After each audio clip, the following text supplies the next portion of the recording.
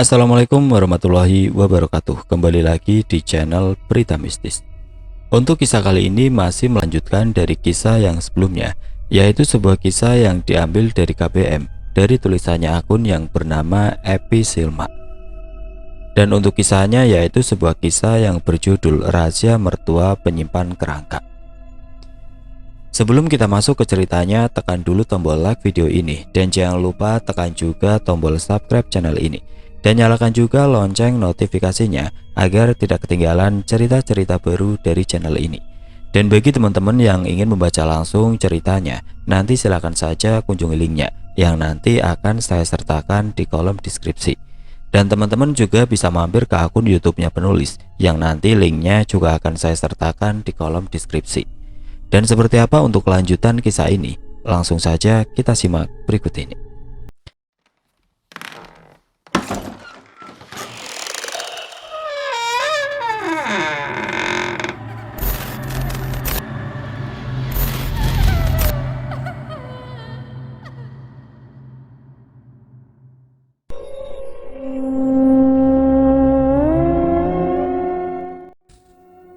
Kali ini ibu yang bercerita. Sejak masih muda, Hudaya sudah mendengar selentingan kabar tentang kutukan yang melanda keluarganya. Berbeda dengan sebagian besar anggota keluarga lainnya yang sudah berpikiran modern, Hudaya masih sangat mempercayai adanya kutukan itu. Hudaya adalah anak kedua di keluarganya. Sang kakak telah meninggal saat kanak-kanak karena menjadi tumbal untuk Nyi Ganda Mayit. Karena sang kakak tidak sempat menikah dan tidak memiliki keturunan, maka yang akan jadi tumbal berikutnya adalah anak dari Hudaya. Hudaya entah bagaimana caranya sudah mengetahui akan hal itu.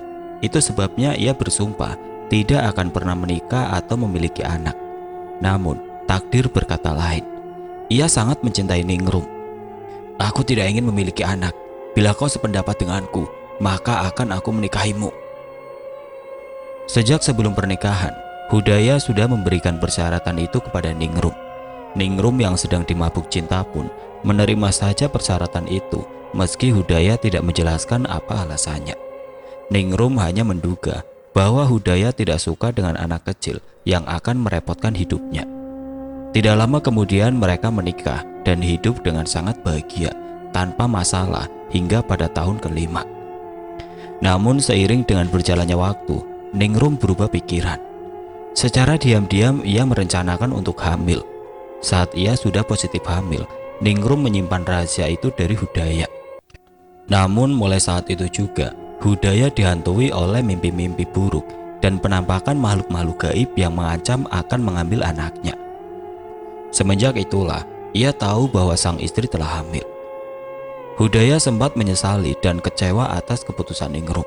Namun di sisi lain, ia juga sangat bahagia karena akan mempunyai anak dari seseorang perempuan yang dicintainya. Sejak saat itu Hudaya berikhtiar mencari jalan untuk menghentikan kutukan itu serta menghalau para makhluk gaib yang terus menerornya. Ia masih menyimpan rahasia itu dari Ningrum agar sang istri tidak ketakutan dan berpengaruh pada janinnya. Semakin lama gangguan dan teror dari para makhluk gaib itu kian menggila. Hudaya yang semula masih bisa mengabaikannya, kini mulai tidak tahan lagi. Ia mulai sulit tidur karena selalu terbangun akibat dihantui mimpi buruk. Saat terjaga pun, ia sering ketakutan saat makhluk-makhluk itu muncul di hadapannya. Mereka yang semula hanya menampakkan diri, sekarang sudah mulai berniat mencelakakannya. Hudaya pernah terdorong dan jatuh dari atap rumah saat mengganti genteng. Ada tangan tidak terlihat yang tiba-tiba mendorongnya hingga terjatuh dari ketinggian 4 meter dan mengalami sakit selama beberapa hari.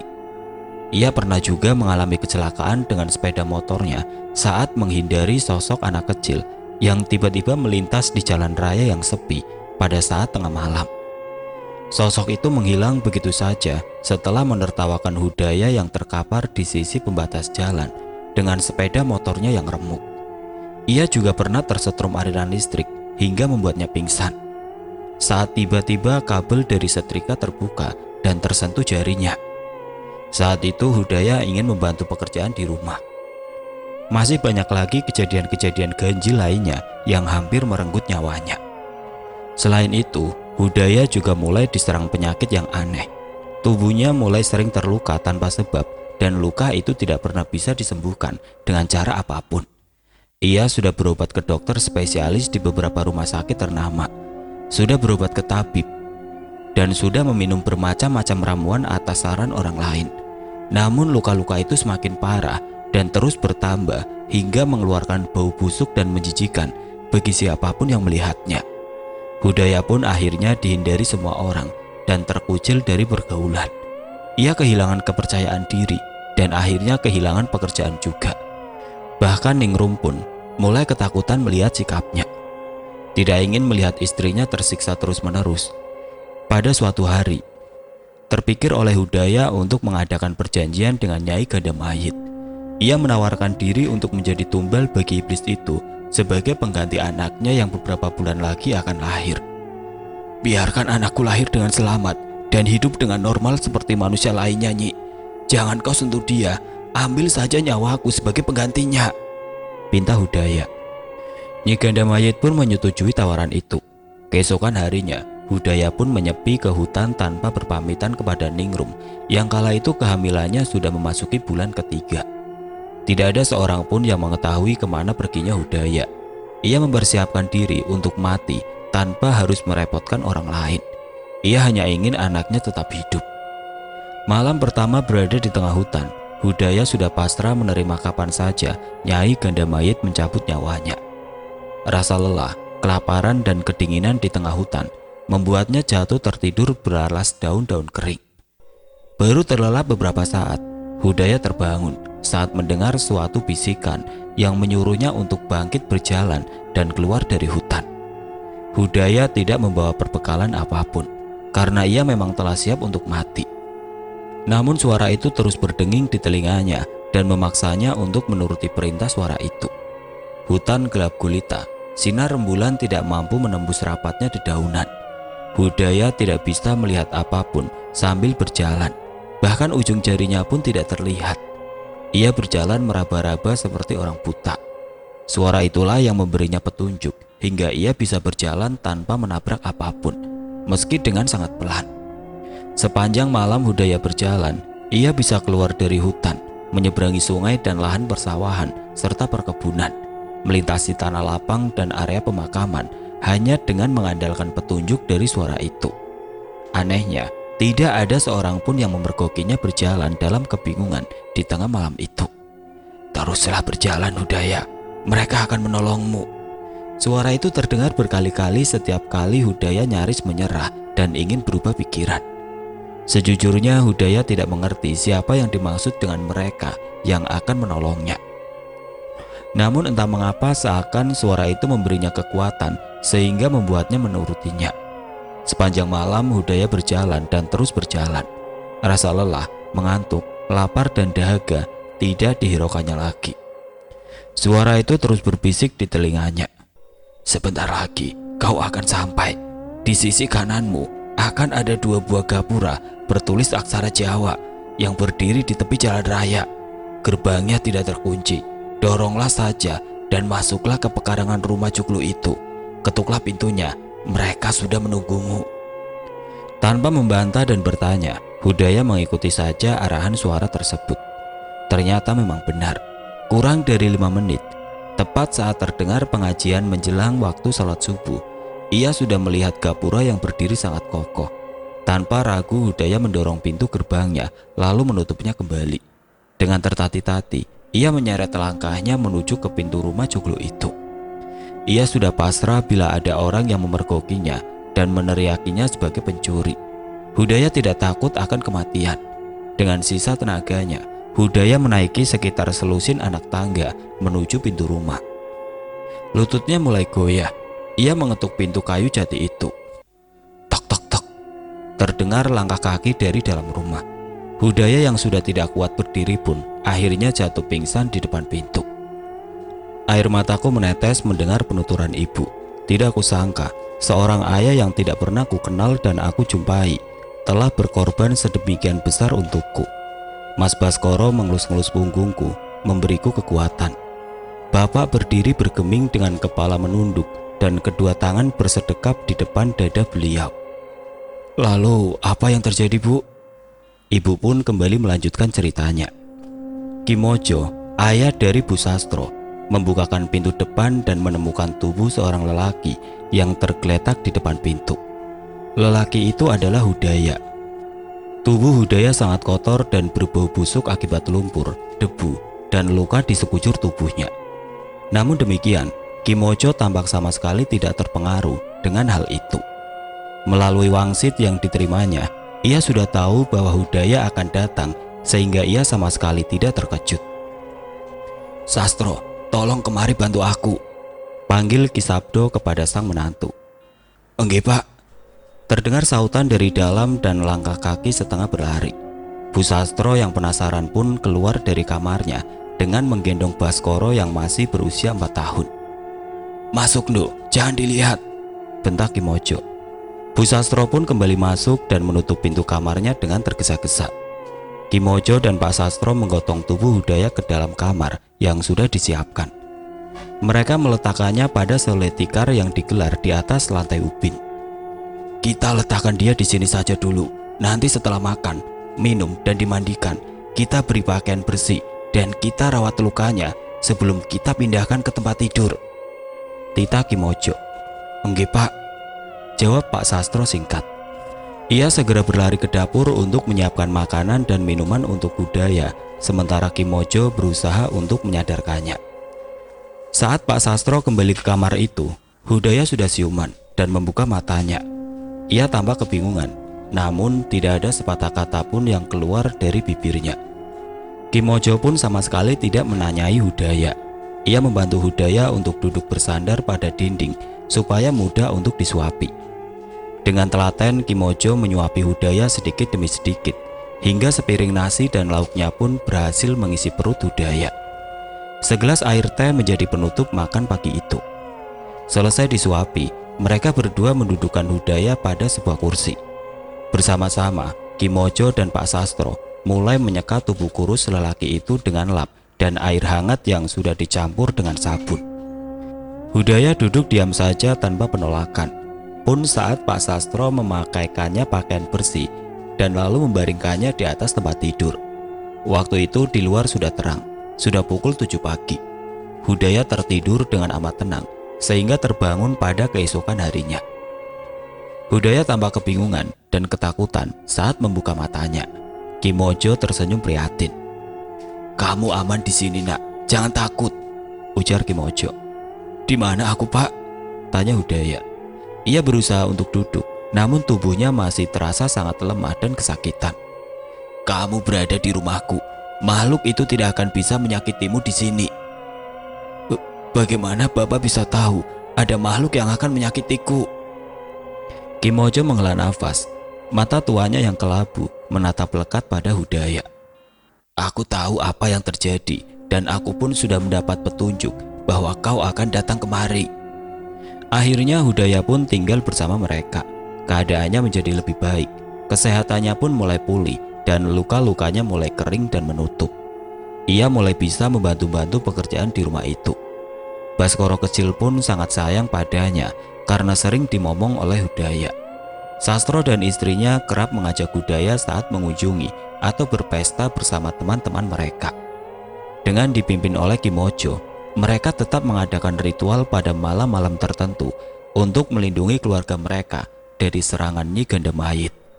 Hingga pada suatu ketika, "Aku ingin melihat anakku, Pak." "Lebih baik jangan, Nak. Jangan mencampuri lagi kehidupan anakmu, agar Nyi Gandamayit tidak lagi mencarinya. Itu demi kebaikan anakmu juga." "Ningrum sudah menikah dengan seorang lelaki bernama Adi Sucipto. Ia lelaki yang baik dan memperlakukan anakmu seperti anaknya sendiri. Mereka sudah hidup dengan tenang dan bahagia, Nak. Janganlah kau usik." "Aku tidak ingin mengusik mereka, Pak. Aku sudah ikhlas. Aku hanya ingin memandang anakku dari kejauhan." "Lebih baik jangan. Kau akan sangat menyesal bila sesuatu yang buruk menimpamu atau anakmu bila kau tetap nekat melakukannya." Kimojo pun berlalu. Lelaki sepuh itu tidak ingin berdebat lagi. Ia merasa sudah cukup memberi peringatan kepada Hudaya. Air mata Hudaya menetes. Hatinya sungguh merasa teriris. Ia rela melakukan apa saja agar sang anak tetap hidup, bahkan dengan cara menyerahkan nyawanya kepada perempuan iblis itu. Namun untuk hanya sekedar memandang sang anak dari kejauhan pun ia tidak bisa. Hudaya menghitung waktu, sudah hampir 5 tahun sejak ia meninggalkan Ningrum. Ia tidak mengetahui jenis kelamin anak mereka, lelaki atau perempuan. Pasti anak itu menjadi seorang balita yang sedang lucu-lucunya sekarang. Aku ingin bekerja, Pak. Kalau boleh, aku akan meminjam sepeda motornya untuk berkeliling mencari pekerjaan, ujar Hudaya pada suatu pagi. Kimojo menghirup kopi hitamnya yang masih mengepul.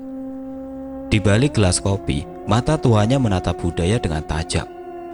Mau kerja apa kamu, nak? Bukankah di rumah ini kamu juga sudah bekerja? Apa uang yang kami beri tidak cukup untukmu? Bukan begitu, Pak, jawab Hudaya cepat-cepat. Pekerjaan di rumah ini akan tetap aku kerjakan meski tidak dibayar. Aku menganggapnya sebagai balas jasa karena sudah diizinkan menumpang hidup kepada kalian yang telah menolongku. Namun aku hanya ingin mencari suasana baru dengan bekerja di luar, Pak. Kira-kira pekerjaan apa yang akan kamu jalani tanpa ijazah apapun? Tanya Kimojo. Hudaya tertunduk. Sejak meninggalkan rumah yang ia tempati bersama Ningrum, ia tidak membawa dokumen apapun, meski sekedar kartu pengenal, apalagi dengan ijazah. Bagaimana ia bisa melamar suatu pekerjaan tanpa selembar ijazah pun? Hudaya menunduk kebingungan. Entahlah, Pak. Kimojo meraih cangklong dan mulai menghisapnya. Kalau kau masih mahir mengendari sepeda motor, mungkin kamu bisa menjajal pekerjaan sebagai tukang ojek. Mata Hudaya berbinar mendengar usulan itu. Tukang ojek adalah pekerjaan yang mudah. Ia bisa mangkal di mana saja dan bisa bekerja kapan saja ia mau. Semenjak hari itu, ia pun bekerja sebagai tukang ojek setelah menyelesaikan pekerjaannya di rumah Kimojo. Hudaya bekerja tidak kenal waktu. Ia bisa berangkat kapan saja bila tubuhnya belum merasa lelah. Ia tidak peduli dengan uang-uang didapatnya. Ia hanya ingin sejenak meninggalkan rumah Kimojo dan melihat dunia luar. Sore itu Hudaya membawa seorang penumpang dari terminal. Lelaki muda itu hanya membawa sebuah tas ransel berukuran sedang. Saat lelaki itu menyebutkan tujuan yang lumayan jauh, hati Hudaya pun tersentak. Lelaki itu tinggal di desa yang sama dengan Ningrum.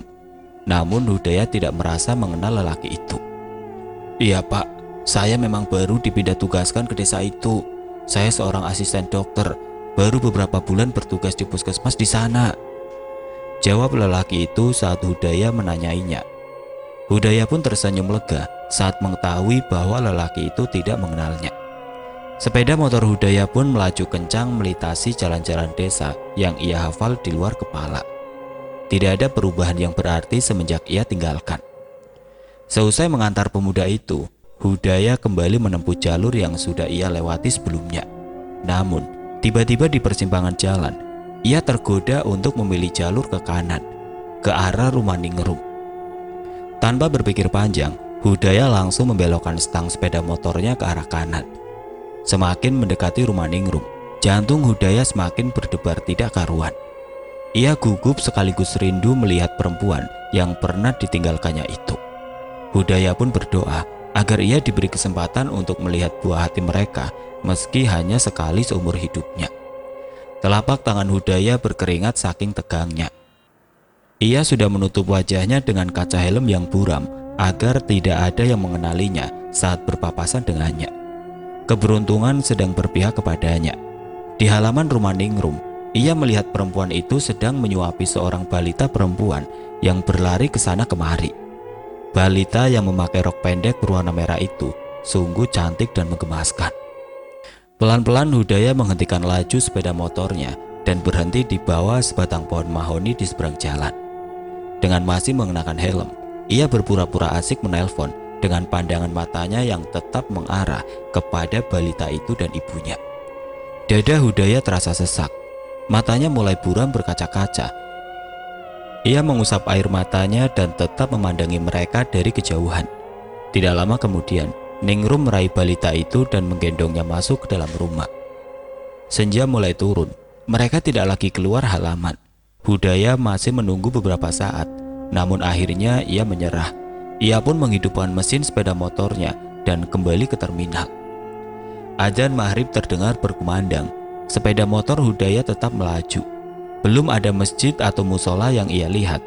Ia pun tidak ingin mengambil resiko dengan ikut sholat berjamaah di dekat rumah Ningrum. Ia tidak ingin ada orang yang mengenalinya. Beberapa kilometer setelah melewati batas desa, Hudaya melintasi area persawahan yang sepi dan sudah gelap gulita. Tiba-tiba saja, sesosok bayangan hitam melintas cepat di hadapan Hudaya dan menghadang sepeda motor itu. Bayangan hitam itu memperdengarkan suara cekikikan yang melengking mengerikan. Hudaya yang gugup dan panik pun secara refleks membanting stangnya ke arah kiri agar tidak menabrak sosok berwujud nenek tua itu. Malang nasib Hudaya. Ia menabrak sebatang pohon ganyam tua di pinggir jalan. Seketika sepeda motor milik keluarga Kimojo itu remuk dan Hudaya pun terpental ke aspal dengan tengkorak kepala yang retak. Lelaki itu pun tewas seketika di lokasi kejadian. Berdasarkan data dari STNK yang dikantongi Hudaya, warga sekitar tempat terjadinya kecelakaan pun akhirnya berhasil menemukan alamat rumah Kimojo dan menyampaikan kabar duka itu kepadanya. Malam itu juga Kimojo dan suami istri Sastro bergegas menuju ke rumah sakit setelah sebelumnya menitipkan Baskoro kepada Mbok Darti di rumahnya. Setelah mengkonfirmasi bahwa Hudaya adalah memang benar kerabat mereka, maka pada pagi hari keesokan harinya, jenazah Hudaya pun diantarkan dengan ambulan ke rumah Kimojo dalam keadaan sudah dikafani dan siap disolatkan. Pemakaman dilangsungkan segera sebelum waktu zuhur dan berlangsung singkat dengan hanya beberapa orang saja yang mengantar hingga ke area pemakaman umum. Tidak banyak kerabat dan kolega Kimojo atau Pak Sastro yang datang melayat karena mereka tidak ingin terlalu banyak orang yang mengetahui keberadaan Hudaya yang tinggal di rumah mereka. Semua itu mereka lakukan agar Ningrum dan keluarga Hudaya lainnya tidak bisa melacak keberadaan Hudaya atas permintaan lelaki itu sendiri. Keluarga Kimojo sangat berduka atas kepergian Hudaya, mengingat sudah sekian lama lelaki itu menjadi bagian dari keluarga mereka. Setidaknya ia sudah tenang, tidak diganggu oleh teror-teror itu lagi, dan anaknya pun akan tumbuh normal seperti anak-anak lainnya, ujar Kimojo. Bu Sastro dan suaminya mengangguk setuju atas ucapan sang ayah. Malam itu adalah malam pertama di rumah itu tanpa kehadiran Hudaya. Seperti biasa, saat semua penghuni rumah sudah tidur, hanya Kimojo yang masih terjaga. Lelaki sepuh itu selalu tidur menjelang dini hari dan lebih suka duduk di belakang rumah mendengarkan radio tua yang menyiarkan wayang, ketoprak, atau memutar lagu langgam Jawa dengan volume pelan. Segelas kopi hitam dan pipa cangklong tembakonya selalu setia menemani lelaki itu saat bergadang. Namun kali ini, ia mematikan radionya dan lebih memilih melamun dan mengenang Hudaya. Angin berkesiur pelan menggoyangkan dedaunan dari pepohonan yang tumbuh di halaman belakang. Malam begitu sunyi, bahkan suara jangkrik yang selalu menemani Kimojo setiap malam pun kali ini sama sekali tidak terdengar. Beberapa kali Kimojo mengusap lengannya yang terasa dingin. Namun, lelaki sepuh itu belum mau beranjak dari kursi rotanya yang nyaman. Ia menengadah ke arah langit. Rembulan sedang purnama. Cahayanya yang terang menimpa permukaan dedaunan sehingga terlihat berwarna keperakan.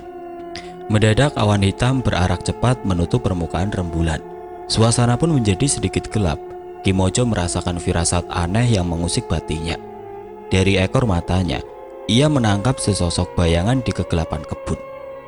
Kimojo meletakkan pipa cangklongnya pada asbak dan menegakkan tubuhnya.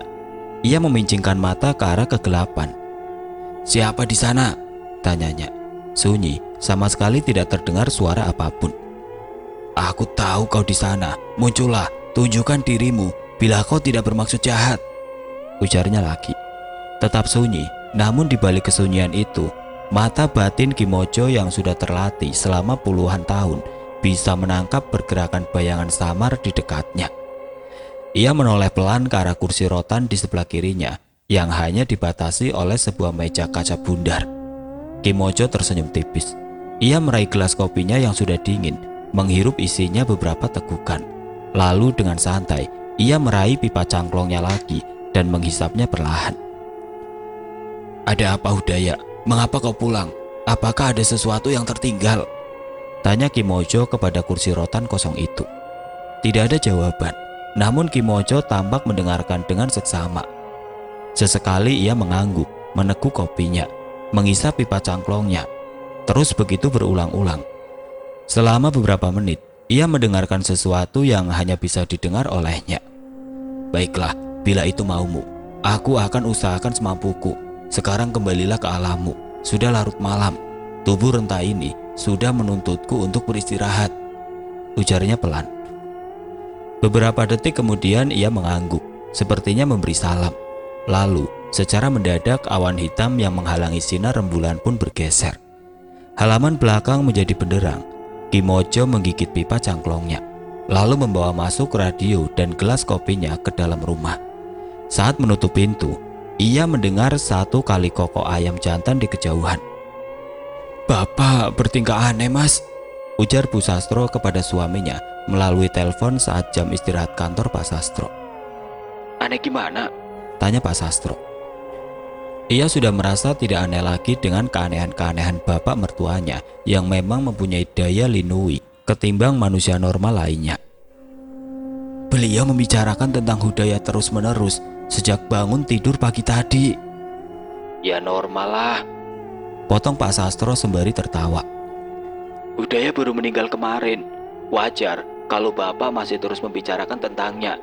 Jangankan baru 1 hari, rekan kerjaku terus membicarakan tentang mendiang istrinya setiap hari, meski ia telah meninggal setahun yang lalu." "Tapi ini beda, Mas." "Beda gimana sih?" "Entahlah, pokoknya tolong nanti Mas segera pulang. Jangan mampir-mampir. Aku takut mendengar bapak bicara seperti itu terus-terusan." "Baiklah, jangan khawatir. Kalau jenengan takut, mending tinggal pergi saja. Bawa Baskoro jalan-jalan atau main ke rumah salah satu temanmu. Sudah, aku mau kerja lagi." Pak Sastro menutup sambungan telepon setelah mengucap salam. Sebenarnya masih banyak yang ingin Bu Sastro katakan. Namun perempuan itu menyadari tidak seharusnya mengganggu konsentrasi sang suami saat bekerja. Sore hari pukul 5, Pak Sastro sudah sampai di rumah. Setelah memarkir mobilnya di garasi dan mencuci tangan dan kakinya, lelaki itu meminta Baskoro dari gendongan sang istri dan bermain-main dengannya, sementara Bu Sastro ke dapur untuk menyiapkan teh bagi sang suami. Kimojo yang semula memandangi menantu dan cucunya dari pintu samping, kini perlahan berjalan mendekati Pak Sastro. "Sastro," panggilnya. "Enggak Pak, ada apa?" Pak Sastro mendongakkan kepalanya untuk menatap sang mertua. "Aku ingin bicara denganmu sebentar tentang Hudaya." Mendengar keseriusan dalam nada bicara Kimojo, Pak Sastro pun tertegun. "Enggak Pak, sebentar nggih. Aku berikan dulu Baskoro pada ibunya." Pak Sastro membopong Baskoro menuju ke dapur. "Jeng, tolong jaga Baskoro dulu. Bapak mau bicara padaku. Tampaknya sangat serius. Sini, tehnya aku bawa saja." Pak Sastro meraih gelas teh dan beranjak kembali ke depan. Namun ia terhenti saat sang istri bertanya, "Mengenai Hudaya?" "Ya." Pak Sastro tidak mendengar kata-kata sang istri lagi, hanya tarikan nafas yang panjang. "Ada apa dengan Hudaya, Pak?" Pak Sastro meletakkan gelas tehnya di atas meja yang membatasi dirinya dengan sang mertua. Ia mengenyahkan tubuhnya yang letih ke atas kursi sofa tunggal yang empuk. "Aku membutuhkan bantuanmu," jawab Kimojo berwibawa. Pak Sastro menautkan pangkal alisnya. Suatu hal yang mengejutkan bila sang mertua meminta bantuannya. Selama ini lelaki itu sangat mandiri dan pantang meminta bantuan kepada orang lain bila ia masih sanggup melakukannya sendiri. Apakah karena Hudaya sudah tiada sehingga ia ingin menyuruhku untuk melakukan sesuatu yang biasanya dikerjakan oleh lelaki itu? Pak Sastro bertanya dalam hati. "Bantuan apa Pak? Pasti aku akan siap membantu," jawab Pak Sastro mantap. Toh seandainya ia tidak sempat atau tidak punya waktu, ia bisa menyuruh dan membayar orang lain untuk melakukannya. Kimojo menghisap pipa cangklongnya. Pak Sastro mengeluh dalam hati. Ia benci pada asap dari hasil pembakaran tembakau itu. Namun kali ini, ia tidak mempunyai alasan untuk menyingkir. "Malam ini, sebelum tengah malam, kita ke makam Hudaya," kata Kimojo datar. Pak Sastro terkesiap. "Ke makam? Malam-malam? Untuk apa?" "Bapak ingin ziarah kubur. Kan baru kemarin Hudaya dikebumikan, Pak. Kita bisa mendoakannya dari rumah saja," saran Pak Sastro. Kimojo bergeming. Mata kelabunya menerawang entah kemana. Ia hanya diam sembari menghisap pipa cangklongnya. Pak Sastro merasa tidak enak hati dengan kalimat penolakannya. Meski secara halus, mertuanya juga mempunyai perasaan yang sangat halus dan peka. Ia takut menyinggung Kimojo. "Atau kalau bapak memang tetap ingin ke sana, aku antarkan besok sore saja nggih, atau tunggu hari Sabtu atau Minggu saat aku libur," bujuk Pak Sastro dengan halus. "Aku bilang malam ini, sebelum tengah malam. Meski kau antar atau tidak, aku akan tetap ke sana. Kalau kau tidak mau membantuku, aku akan pergi bersama si Subur dan meminta bantuannya," ucap Kimojo tegas. Pak Sastro tercengang mendengar nada bicara Kimojo yang bersikeras. "Sebenarnya, apa tujuan bapak ke makam Hudaya malam-malam? Aku akan membantu, asalkan tahu tujuan bapak ke sana." "Aku akan menggali kuburnya dan membawa pulang mayatnya," ujar Kimojo datar. Prang! Serempak Kimojo dan Pak Sastro menatap ke arah pintu dan mendapati Bu Sastro yang terkejut memandangi mereka. Sebuah gelas berisi kopi hitam untuk Kimojo merosot dari genggamannya. "Untuk apa bapak ingin mengambil mayat Hudaya yang sudah dimakamkan, Pak? Dia sudah tenang di alam sana, jangan diusik lagi," serga Bu Sastro. Pak Sastro bangkit dari duduknya dan membantu Bu Sastro membersihkan pecahan gelas. Lelaki itu tidak ingin bersitegang dengan sang mertua. Ia memilih membawa pecahan gelas itu ke dapur dan kembali dengan sebuah kain pel di tangannya. Bu Sastro tampak tidak peduli. Ia duduk di kursi yang sebelumnya diduduki oleh sang suami. Setelah lelah dengan segala macam persoalan semasa hidup Hudaya, Bu Sastro tidak mau lagi berurusan dengan kematian lelaki itu. Ia merasa semuanya sudah selesai. Kimojo tampak tenang menghadapi putrinya yang sedang emosi. Lelaki itu menyulut pipa cangklongnya dan menghisapnya dengan takzim. Pak Sastro sudah kembali dari dapur dan kini duduk di sebelah sang istri. "Sebenarnya, aku pun tidak ingin lagi mengusiknya. Kukira persoalan ini sudah berakhir, namun ternyata aku keliru. Semalam Hudaya datang menemuiku dan memohon kepadaku untuk membongkar kembali makamnya dan membawa jasadnya untuk dikuburkan di rumah ini. Ia ketakutan dan tersiksa. Ia minta diselamatkan dari Nyi Ganda Mayit yang masih memburu jiwanya untuk dijadikan budak." Kedua anak dan menantu di hadapannya tampak terperangah. "Tapi kita sudah cukup membantunya semasa hidup, Pak," serga Bu Sastro. "Apa perlu kuingatkan lagi, Nduk? Ini bukan hanya menyangkut Hudaya, namun kita juga, kita," jawab Kimojo dengan tegas. Matanya menatap tajam sang putri. "Kutukan itu bukan hanya menimpa kepada anak keturunan Joyo Lodaya, namun juga keturunan Waluyo. Persoalan yang belum selesai itu bukan hanya persoalan Hudaya, namun menyangkut hidup mati kita juga. Kamu, anakmu, cucumu, dan keturunanmu seterusnya. Ingat, hingga hari ini pun Nyi Ganda Mayit masih mengincar Baskoro. Perempuan iblis itu tidak puas dengan hanya seorang anakmu," ucapnya keras kepada Bu Sastro. "Aku akan tetap membongkar makam dan mengambil kembali jenazah itu dengan atau tanpa bantuan kalian. Aku pun akan menguburkannya di rumah ini, di rumahku." Kimojo menegaskan kepemilikannya atas rumah yang mereka tempati sekarang. Pak dan Bu Sastro tidak berkutik. Itu sudah menjadi ketetapan Kimojo. Mereka tahu tidak ada seorang pun yang bisa mengubah tekad lelaki sepuh keras kepala itu sejak dahulu kala. Karena satu-satunya orang yang bisa melakukannya sudah meninggal, yaitu sang istri. "Sekali lagi aku bertanya padamu, Sastro. Kamu mau membantuku atau lebih baik aku meminta bantuan Subur saja?" tanya Kimojo kepada sang menantu. "Enggak, Pak, aku bantu," jawab Pak Sastro sembari menundukkan kepala. Jawaban itu membuat Bu Sastro terperangah. Namun perempuan itu tidak mampu berkata apa-apa. Pukul 1 dini hari mereka meninggalkan rumah dan tiba di area pemakaman kurang lebih 15 menit kemudian. Pak Sastro memarkirkan mobil tua milik Kimojo di bawah balik semak yang terlindung dari jalan raya. Mereka tidak ingin terpergok dan dituduh melakukan pencurian mayat. Langit malam cerah benderang meski rembulan belum bulat sempurna. Kimojo mendongakkan kepala. Cukup terang, kita tidak perlu membawa senter. Cahaya dari senter hanya akan menarik perhatian orang yang lewat, ujarnya. Pak Sastro tidak menjawab. Ia sibuk berkutat dengan sebuah sekop panjang, sebuah cangkul dan terpal plastik yang diambilnya dari bagasi mobil. Ia membungkus sekop dan pacul itu dengan terpal dan menggotongnya di atas bahu. Sini, aku bantu, ujar Kimojo. Boten usah pak, biar aku yang menggotongnya sendiri, lebih mudah dan tidak berat kok. Kimojo berjalan mendahului masuk ke area pemakaman. Ia tidak melalui jalan utama, namun memilih jalan pintas yang memotong kebun warga dengan alasan agar tidak mudah terlihat dari jalan raya.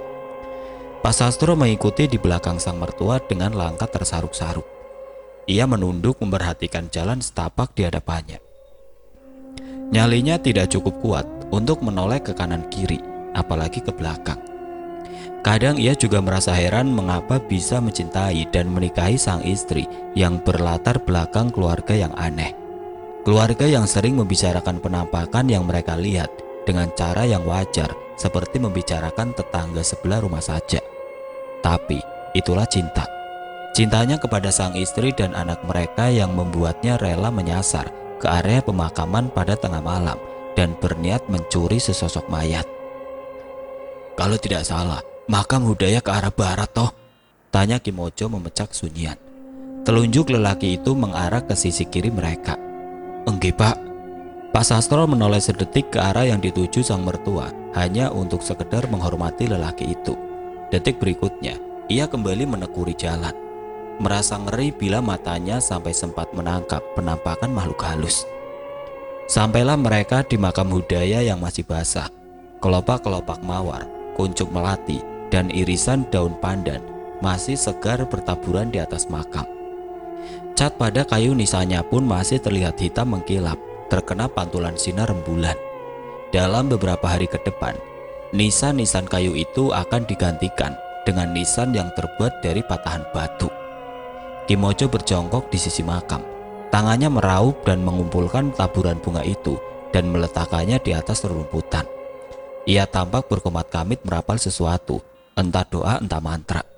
Mari kita mulai menggali, perintahnya. Cangkul dan sekop pun mulai diayunkan. Tanpa menemui kesulitan, sekitar 1 jam kemudian, mereka sudah berhasil mengangkat jenazah Hudaya yang terbungkus kain kafan, lalu membungkusnya dengan terpal plastik. Pak Sastro setengah mati menahan rasa jijik dan takutnya sewaktu mereka menggotong mayat itu dan meletakkannya di bagasi mobil. Mereka harus kembali lagi untuk menutup dan merapikan makam itu seperti semula. Sebelum azan subuh, mereka sudah tiba di rumah. Lalu, mengapa di kotak itu bapak dan ibu menyimpan kerangkanya? Tanyaku. Bukankah kalian telah menguburnya? Semula, kami memang sudah menguburkannya langsung setibanya di rumah, bapak menyahut. Namun beberapa tahun kemudian, pohon sengon yang tumbuh di atas makam yang kami gali untuk ayahmu dan saudara kembar Baskoro tiba-tiba tumbang karena tersambar petir pada suatu malam. Keesokan paginya, kami mendapati ada tulang belulang yang menyembul keluar. Kami pun sepakat memutuskan untuk mengumpulkannya dan menyimpannya di dalam rumah saja sampai sekarang. Keheningan tercipta di antara kami berempat. Ibu mengelus lenganku. Sebaiknya kau beristirahat dulu, Sarah. Kami juga sangat kelelahan. Nanti kita lanjutkan lagi. Kami mau ke kamar dulu. Pamit ibu. Enggak bu, jawabku. Bapak dan ibu berlalu meninggalkan kamarku dan Mas Baskoro. Sebenarnya masih banyak sekali pertanyaanku untuk mereka, namun aku menyadari mereka juga membutuhkan istirahat setelah entah berapa lama mengupayakan kesembuhan dan menjagaku. Aku menoleh kepada suami tercinta. Wajah lelaki itu tampak kuyu dan pucat. Lingkaran hitam di bawah matanya dan guratan di keningnya terlihat jelas di wajah tampanya yang membuatku tergila-gila. "Mas Bas, tidur saja dulu, istirahat, jangan khawatir, aku akan baik-baik saja," bujukku. "Apakah sekarang kau sudah mempercayai penjelasan mereka, Jeng?" tanyanya penuh harap. "Tentu saja, aku tidak punya sedikit pun keraguan lagi kepada bapak dan ibu," jawabku. "Syukurlah," ujar Mas Baskoro. Ia bangkit untuk mengunci pintu, lalu naik ke atas tempat tidur dan berbaring di sampingku. Ia melingkarkan lengannya di atas perutku dan mengelus-ngelusnya. "Apa yang harus kita lakukan untuk melindungi anak kita, Mas?" "Entahlah, Jeng. Aku belum tahu. Apapun itu, kita pasti akan menghadapinya bersama." Aku mengangguk meski tidak melihatnya. Pikiranku berkelana mencoba berandai-andai seandainya ayahku masih hidup dan aku mempunyai kesempatan untuk mengenalnya lebih baik. Aku ingin menelpon dan berbicara dengan mama untuk menanyakan tentang kebenaran cerita bapak dan ibu. Namun aku ragu dan khawatir bagaimana tanggapan mama nantinya. Apakah beliau akan mempercayai cerita penuturan mertuaku? Terdengar dengkuran pelan Mas Bas. Aku pun memiringkan tubuh dan memeluk suamiku. Tiba-tiba saja, aku merasakan kelelahan fisik dan mental yang luar biasa. Aku hanya ingin beristirahat dan mengenyahkan semua beban pikiran dan rasa khawatirku, setidaknya untuk beberapa jam ke depan. Setelah mendengarkan semua penjelasan bapak dan ibu, aku mulai bisa memahami sikap mereka dan keadaan rumah ini. Sedikit demi sedikit aku mulai melawan rasa takutku. "Nah, sekarang Mbak Sarah sudah tahu semuanya kan? Jadi lebih baik lawanlah rasa takut itu daripada sembunyi terus-menerus. Mereka akan semakin berani mengganggu bila Mbak Sarah ketakutan." Nasihat Bu Darti saat aku menemaninya memasak di dapur. Aku diam saja. Perempuan itu menyodorkan semangkuk bubur kacang hijau yang masih panas mengepul. "Makanlah Mbak, bagus ini untuk Mbak yang lagi hamil, apalagi nanti kalau sudah menyusui," ujarnya. "Suwun Bu," jawabku. Bu Darti melanjutkan kesibukannya menyiapkan bumbu-bumbu untuk membuat sambal. Aku mulai menyendoki buburku sambil meniup-niupnya. "Bu, apakah Bu Darti sempat mengenal ayah kandungku?" "Iya Mbak, dia lelaki yang sangat rajin, namun pendiam. Dulu dia yang membersihkan taman dan melakukan pekerjaan serabutan di rumah ini sebelum dia meninggal dan akhirnya digantikan oleh suamiku." "Lalu, apakah Bu Darti tahu kalau aku adalah anak kandung Hudayah?" Aku merasakan suatu perasaan yang ganjil saat lidahku menyebut nama ayahku. Entah mengapa aku bisa mencintai lelaki yang tidak sekalipun aku temui itu. Bu Darti tersenyum misterius. Ia meraih cobek dan mulai mengulek sambal. "Aku dan kami semua sudah tahu mengenai hal itu, bahkan sebelum kau menginjakan kaki di rumah ini, Mbak. Sama seperti halnya sewaktu ayahmu akan datang kemari." "Bagaimana mungkin, Bu?" "Ki Mojo yang memberitahu Bu Sastro." "Bukankah Ki Mojo sudah meninggal saat Mas Bas masih kecil? Lalu bagaimana mungkin beliau memberitahu ibu tentangku?" Bu Darti tersenyum lagi. "Bagaimana Mbak Sarah bisa menjelaskan tentang Pak Hudaya yang meminta kepada Ki Mojo untuk membongkar kembali makamnya?" tanya Bu Darti. Pertanyaan itu membuatku terdiam. "Jangan terlalu dipikirkan, Mbak. Tidak semua hal bisa dijelaskan dengan nalar dan pikiran kita. Yang penting, Mbak fokus saja pada kehamilan dan janin yang sedang Mbak kandung agar bisa lahir dengan sehat dan selamat." Sepertinya Bu Darti sudah selesai dengan pembicaraan kami. Entahlah, aku merasa ia bukanlah sekedar perempuan yang membantu pekerjaan di rumah ini. Ia terlalu banyak mengetahui segala hal mengenai keluarga mertuaku. "Gimana kabarmu Sarah? Mama kangen. Sudah lama kita tidak bertemu. Apa kamu baik-baik saja di sana?" Aku tersenyum mendengar nada kekhawatiran Mama. Lalu kusadari beliau tidak bisa melihat senyumanku. "Semua baik-baik saja, Mah. Mama juga kan?" Aku mengeraskan suara pada ponselku dan meletakkannya di atas tempat tidur agar kedua tanganku bebas menatap perlengkapan bayi yang barusan kami beli. "Iya, Mama sehat. Mama ingin bertemu denganmu, Sarah. Tapi Mama takut untuk berkunjung ke rumah mertuamu. Apa kamu tidak bisa datang ke rumah Mama saja?" Aku menghela nafas. Di ujung sana pasti Mama bisa mendengarnya. Datang saja kemari mah, insya Allah tidak akan terjadi apa-apa. Mas Bas dan mertuaku melarangku untuk berpergian jauh di masa kehamilan tua ini, ujarku yakin. Kamu yakin sekali? Apakah memang sekarang sudah aman? Aku tertawa pelan mendengar kalimat itu. Jangan cengengesan Sarah, Mama takut setengah mati kalau ingat kejadian tempo hari, serga Mama. Tapi Mama memang harus menemuimu. Ada sesuatu yang ingin Mama bicarakan. Tentang apa, Mah? Aku menjadi waspada saat mendengar nada bicara Mama yang terdengar begitu serius. Mama bermimpi tentang almarhum papamu. Ada yang harus Mama sampaikan padamu. Suara Mama terdengar sangat lemah dan pasrah. Tiba-tiba aku merasakan sesuatu yang aneh. Papa yang mana yang Mama maksudkan? Apakah Hudaya ataukah Adi Sucipto?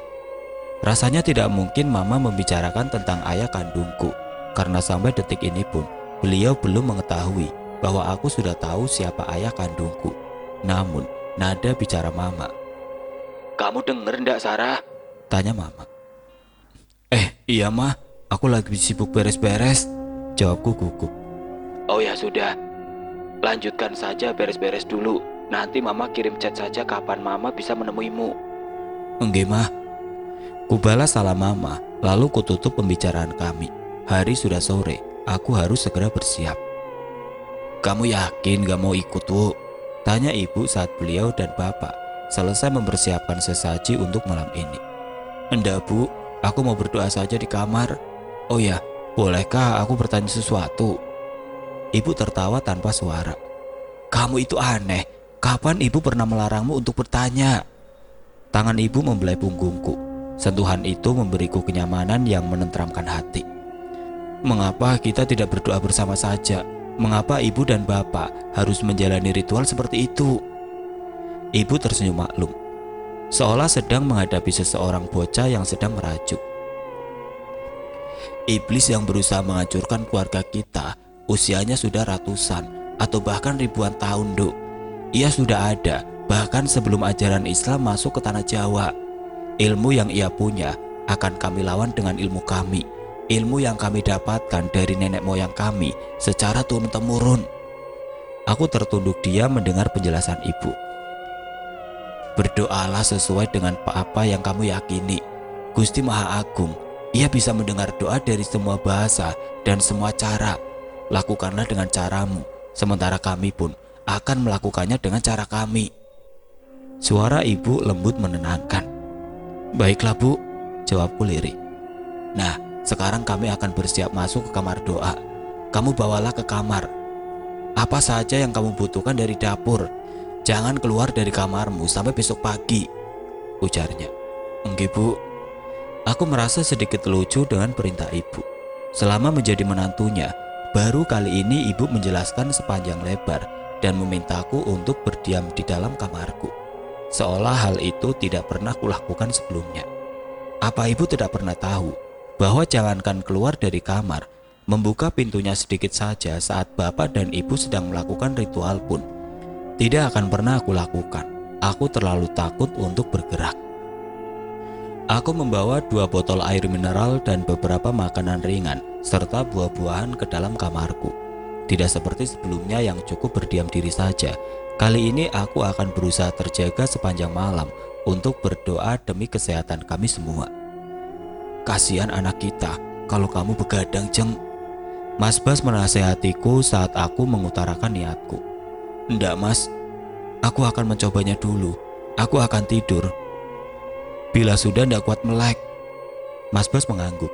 Ia sudah merasa cukup puas dengan jawabanku itu. Kami pun tidur sebentar dan memasang alarm agar terbangun pada pukul 1 dini hari nanti.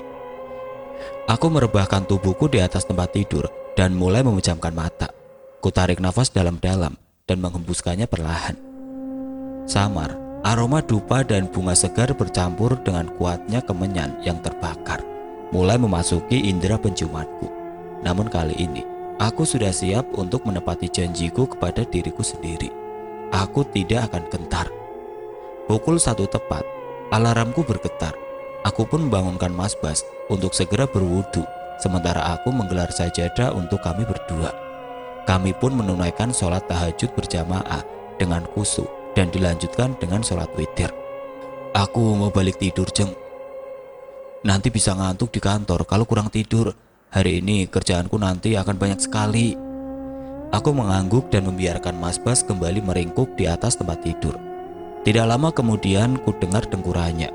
Aku berkonsentrasi memanjatkan doa kepada Allah yang Maha Esa. Sayup ku dengar ibu mulai melantunkan tembang yang mendayu meringis hati. Doaku terhenti saat mendengar syair itu. Entah mengapa aku merasakan kesedihan yang mendalam hingga air mataku pun menetes dan bergulir di atas mukenaku. Perlahan ku seka wajah dengan kedua belah telapak tanganku. Tiba-tiba saja aku merasa ada sesuatu yang sedang mengawasiku. Dari ekor mataku, aku menangkap sesuatu atau sesosok yang sedang duduk di kursi satu-satunya di kamar kami.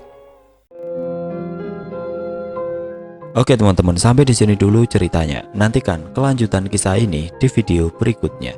Agar tidak ketinggalan, klik tombol subscribe channel ini dan nyalakan lonceng notifikasinya.